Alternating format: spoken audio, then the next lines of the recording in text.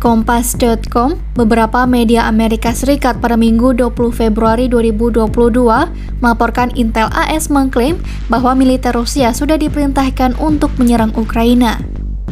Menurut laporan tersebut, klaim inilah yang membuat Presiden AS Joe Biden pada pekan lalu yakin bahwa Presiden Rusia Vladimir Putin akan menyerang.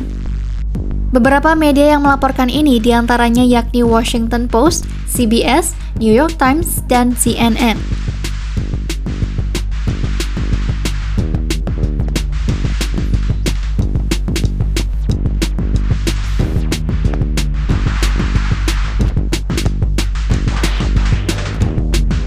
Di sisi lain, CNN melaporkan belum terlihat adanya tanda-tanda yang mengindikasikan invasi Rusia ke Ukraina.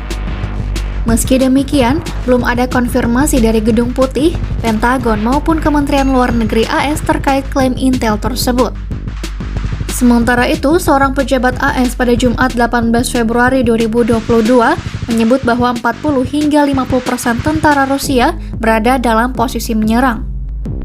Rusia pun saat ini disebut telah menempatkan lebih dari 150.000 tentara di dekat perbatasan Ukraina dalam beberapa pekan terakhir.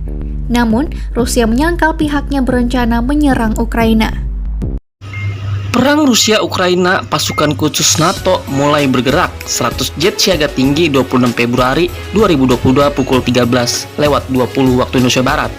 Ukraina dan Barat menuduh Rusia menggerakkan pasukan dan mengirim senjata ke pemberontak. Lalu tuduhan ini dibantah oleh Rusia. Namun Rusia mengecam keras Amerika Serikat dan NATO karena membantu Ukraina dengan senjata dan latihan militer bersama.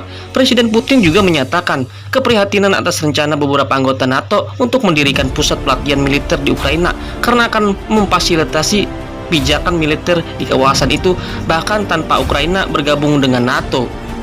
Rusia dalam tuntutannya keamanannya mengatakan bahwa mereka tidak ingin Ukraina menjadi negara anggota NATO. Dengan ini menghentikan semua latihan NATO di dekat perbatasannya, serta penarikan pasukan NATO dari Eropa, Tengah, dan Timur. Perlu dicatat bahwa masuknya Ukraina ke NATO akan membutuhkan persetujuan bulat dari 30 negara anggotanya. Selain itu juga Rusia memandang Ukraina sebagai bagian dari ruang lingkup pengaruhnya, sebuah wilayah bukan negara merdeka. Namun AS dan NATO telah menolak tuntutan Rusia.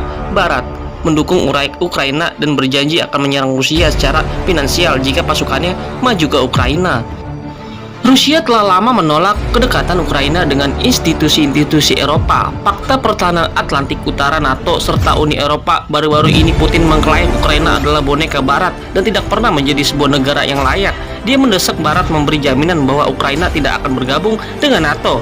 Militer Ukraina dilucuti dan di Ukraina menjadi negara netral. Sebagai bekas negara anggota Uni Soviet, Ukraina punya jalinan sosial dan budaya yang erat dengan Rusia.